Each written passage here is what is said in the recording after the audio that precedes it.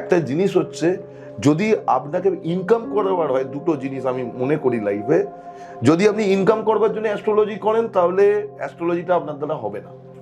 আর যদি আপনি এই জিনিসটা মনে করে অ্যাস্ট্রোলজিটা করেন যে মানুষের সেবা করব, তাহলে অ্যাস্ট্রোলজিটা আপনার দ্বারা হয়ে যাবে। কারণ একটা সার্টেন টাইমের পর বিভিন্ন প্ল্যানেট কিন্তু আপনাকে চেক করতে আসে অ্যাস্ট্রোলজারকে, আমাকেও করে, আজকের ডেটেও করে।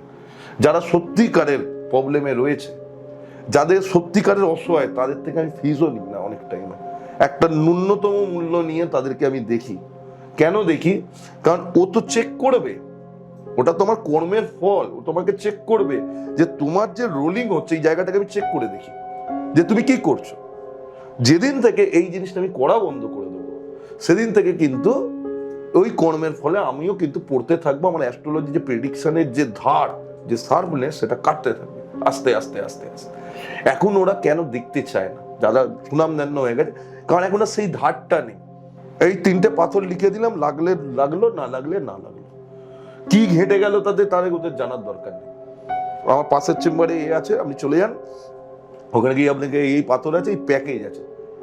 মানুষের লজ্জা শোনা উচিত যে আপনারা এত বড় বড় চন্দ্র সূর্য গ্রহ নক্ষত্র তারা হয়ে আপনাদের প্রেসক্রিপশন গুলো আমার কাছে যখন নিয়ে এসে তারা দেখাচ্ছে, তারা, আপনি এমন কিছু বললেন যাতে তার কনফিউশন হলো, আমি তাকে কিন্তু কাটতে পারলেন না।